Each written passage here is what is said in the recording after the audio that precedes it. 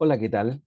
Bienvenidos sean todos a esta sesión semanal, no, no obligatoria, ¿cierto? Sino que libre para quienes quieran escuchar, que denominé comentarios de economía, mercados y mercantiles, porque, como bien lo indica el nombre, abarca todas las áreas a las cuales me gusta dedicarle la mayor parte del tiempo. Estos comentarios son breves y tratan, ya lo mencionaba en el primero de ellos, sobre materias que dicen relación con la coyuntura jurídico, político, ¿cierto? Noticioso de ciertos aspectos. Y en el caso de hoy vamos a analizar el tema de las rentas vitalicias y en especial los alegatos que ante el Tribunal Constitucional se dieron el día jueves 9 de diciembre. Se acordarán ustedes de que existe un requerimiento de inaplicabilidad presentado más bien por las compañías de seguro Vicevía, Renta Nacional, Penta y For Life. Los alegatos duraron aproximadamente 5 horas, un tiempo bastante largo, ¿cierto? Y vamos a entrar a analizarlos de manera resumida, insisto, qué es lo que pasó en esas 5 horas del día jueves. Ahora, una cuestión a tener presente es que todos los abogados que concurrieron a la vista de la causa, por las compañías aseguradoras evidentemente, le pidieron al Tribunal Constitucional eh, acceder a la solicitud de inaplicabilidad, perdón, por inconstitucionalidad, eh, por el primer anticipo de las rentas vitalicias, acordémonos. Y en este alegato, una cuestión que no es menor, y para aquellos eh, alumnos de quinto, ¿cierto?, con los que vimos la Comisión para el Mercado Financiero, es que en esos alegatos de abogados, distinguidos abogados de Santiago, cuestionaron el rol de la Comisión para el Mercado Financiero y acusaron un parlamentarismo de facto y evidentemente que también lo que alegan ahí es un daño patrimonial a estas compañías. ¿Okay? Bueno, ya les mencionaba que eh, por más de 5 horas se efectuaron los alegatos ante el Tribunal Constitucional el día jueves, alegatos que fueron realizados por abogados que son representantes de las compañías de seguro que en Chile ofrecen rentas vitalicias, um, sobre las mismas presentaciones de inaplicabilidad por inconstitucionalidad que estas mismas empresas presentaron, evidentemente. ¿Por qué? Por la ley que permitió el primer anticipo para los pensionados de la modalidad de rentas vitalicias. ¿Ok? Y esto se aprobó en conjunto con el tercer retiro desde los fondos de las AFP. Ahora, ¿quiénes fueron los que presentaron estos alegatos, cierto? Y evidentemente alegatos que se derivan por, a su vez, la presentación de estos recursos de inaplicabilidad, fueron la compañía Vicevida, que estuvo representada por el abogado Juan Francisco Asenjo del estudio Gutiérrez, Bau, Jimeno y Asenjo, la compañía Renta Nacional, que estuvo representada por el abogado Emilio Pfeffer, reconocidísimo, ¿cierto?, del estudio Pfeffer y Asociados, y las compañías Penta Vida y For Life, que estuvo representada por los abogados Alfredo Alcaíno y nuestro ya conocido Arturo Fernandoa, ambos del estudio Fernandoa, experto constitucionalista y, insisto, para aquellos alumnos de quinto, la primera parte, ¿cierto?, de orden económico, de orden público económico, de marco jurídico, está en gran parte basada en los libros del profesor Fernando a quien yo admiro muchísimo, por cierto. ¿Cuáles son los argumentos de los recursos de inaplicabilidad ante el Tribunal Constitucional? La verdad es que estos van matizándose dependiendo del abogado y de la compañía, ¿cierto? Pero en general coinciden en 4 grandes puntos, que son los que vemos a continuación. En primer lugar, plantean las compañías que se vulneró la intangibilidad de los contratos entre los pensionados y las aseguradoras. En segundo lugar, plantean las compañías que se generó un daño patrimonial en las compañías, porque se infringe a su vez el derecho de propiedad. ¿Por qué? Porque al tener las compañías que acelerar la venta de activos, ¿cierto? Para poder ejecutar los pagos, se produce evidentemente un daño patrimonial, porque se le está, en otras palabras, poniendo la pistola en el pecho para que vendan activos y puedan adelantar esta cuestión. Vamos a ver, o tal vez ustedes lo vieron, las rentas vitalicias, cómo funcionan. En tercer lugar, las compañías alegan que se vulneró la iniciativa exclusiva del presidente de la República en materia de seguridad social, diciendo o argumentando más bien que también fue un argumento utilizado por el gobierno cuando recurrió al Tribunal Constitucional por los fondos, por los retiros del fondo del 10% de la AFP, y recordemos que le fue mal. Y en cuarto lugar, finalmente, alegan que existe una vulneración de tratados internacionales que protegen los derechos de los inversionistas.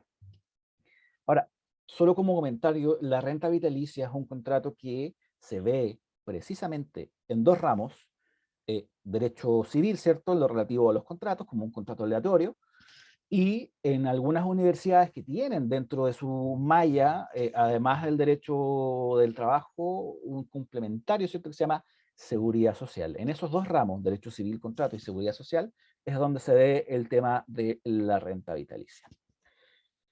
Ahora bien, en la audiencia, que fue una audiencia conjunta, porque se vio autos acumulados, ¿cierto?, de los 3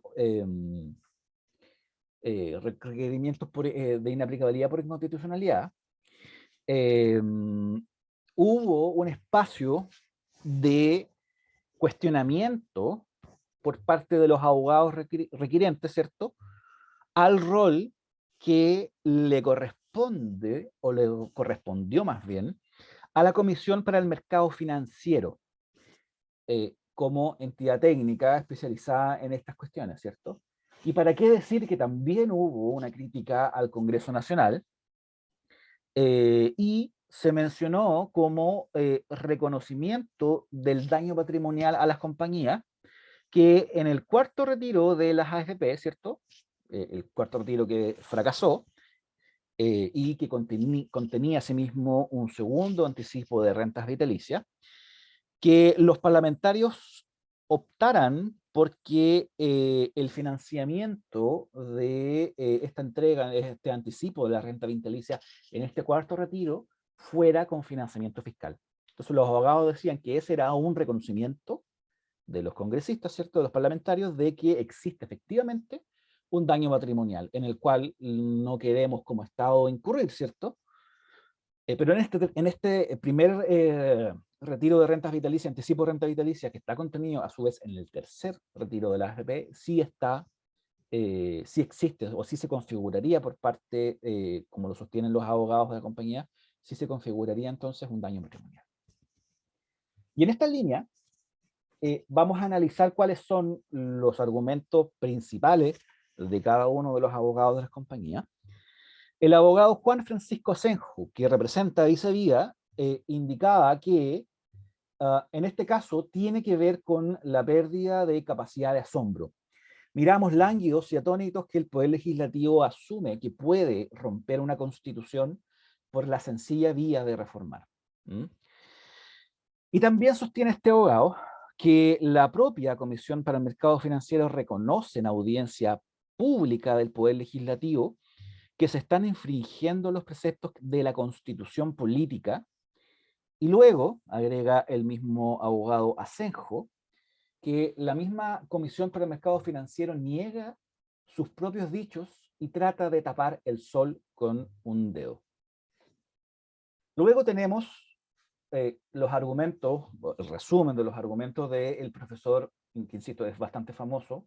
Me imagino que ustedes han tenido la ocasión de encontrarse con alguna parte de un libro de él, el abogado Emilio Pfeffer, que representa a la compañía de renta nacional, donde Emilio Pfeffer acusó que el daño patrimonial está acreditado y está establecido, ¿cierto? Y ha sido reconocido por el Banco Central y por la Comisión para Mercado Financiero en la discusión parlamentaria y por el presidente de la República en el fallido requerimiento de inconstitucionalidad que interpuso. O sea, el profesor Pfeffer dice que el daño patrimonial estaría acreditado por la misma discusión parlamentaria que se dio en los proyectos, y también eso es un reconocimiento de un poder del Estado, y también un reconocimiento por otro poder, que sería el caso del presidente, cuando presentó este requerimiento de inaplicabilidad que fue fallido, ¿cierto?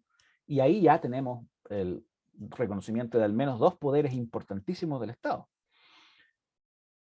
Insisto, cuestión no menor.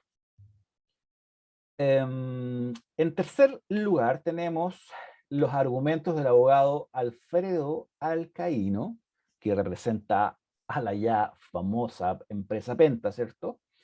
Que disparó en contra del Consejo de Defensa del Estado, que hace la defensa del fisco acá, y que estuvo representada en la audiencia ante el Tribunal Constitucional por el abogado del Consejo de Defensa del Estado, Sebastián Soto, acusando al Caíno, ¿cierto?, que ha pretendido decir que no se produce daño patrimonial porque en realidad el anticipo de la renta vitalicia se hace al mismo pensionado y al pensionado se rebaja la deuda en la misma proporción en que se anticipó.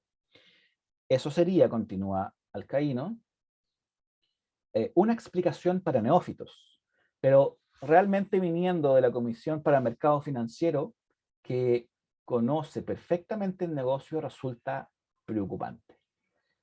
Y el profesor Alcaíno, porque también es profesor, citó o indicó perjuicios para la compañía que él representaba, cercano a los 136 millones de dólares, y un daño del lucro cesante por 700.000 UF.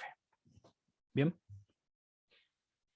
Básicamente, para complementar las palabras del profesor Alcaíno, mencionarles que la idea de esto es, como el contrato de renta vitalicia, usted entrega su dinero, ¿cierto? A diferencia del retiro programado, usted ya no es dueño de los 100 millones de pesos, por ejemplo, sino que es dueño de un derecho A.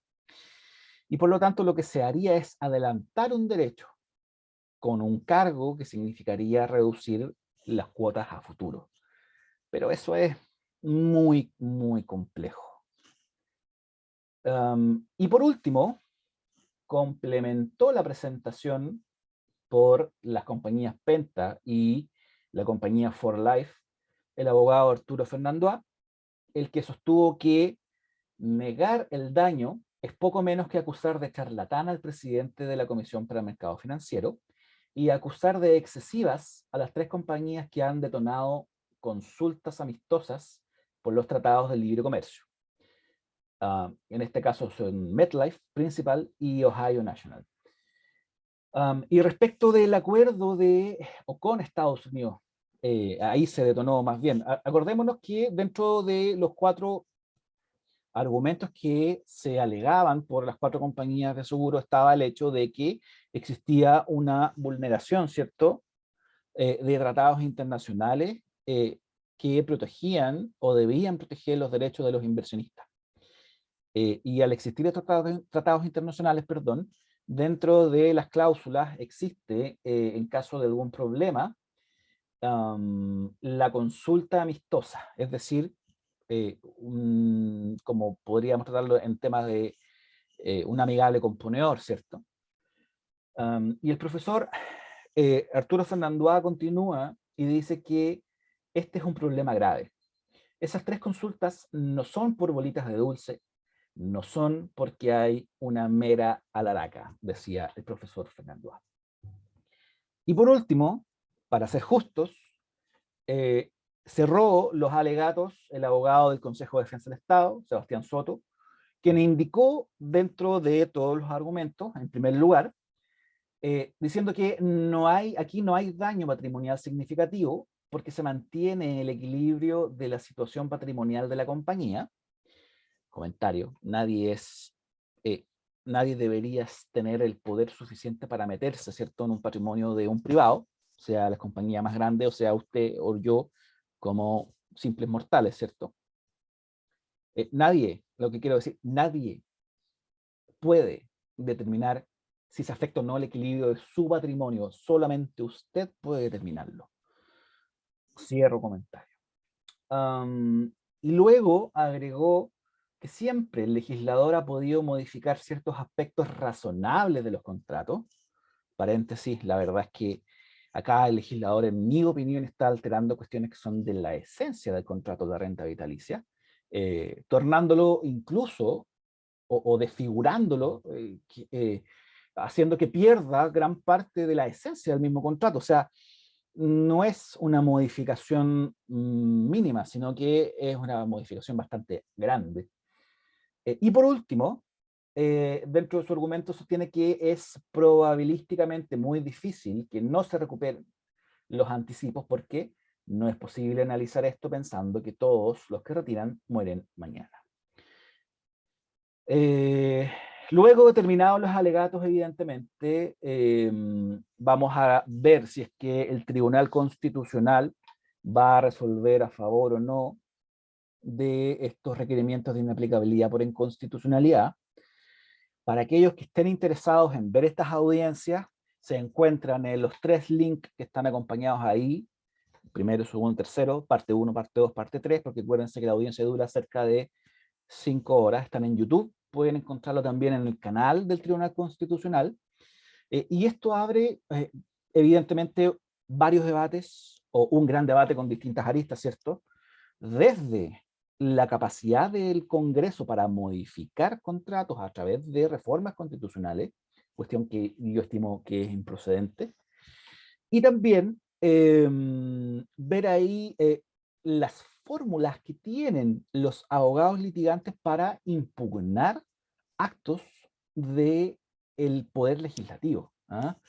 Y no solamente, ojo, actos del poder legislativo, sino que acá, una vez que salió la ley, la Comisión para el Mercado Financiero lo que hizo fue dictar una norma infralegal, evidentemente, una circular, para dar cumplimiento a esta ley. ¿Y cómo atacamos eso? ¿Ah?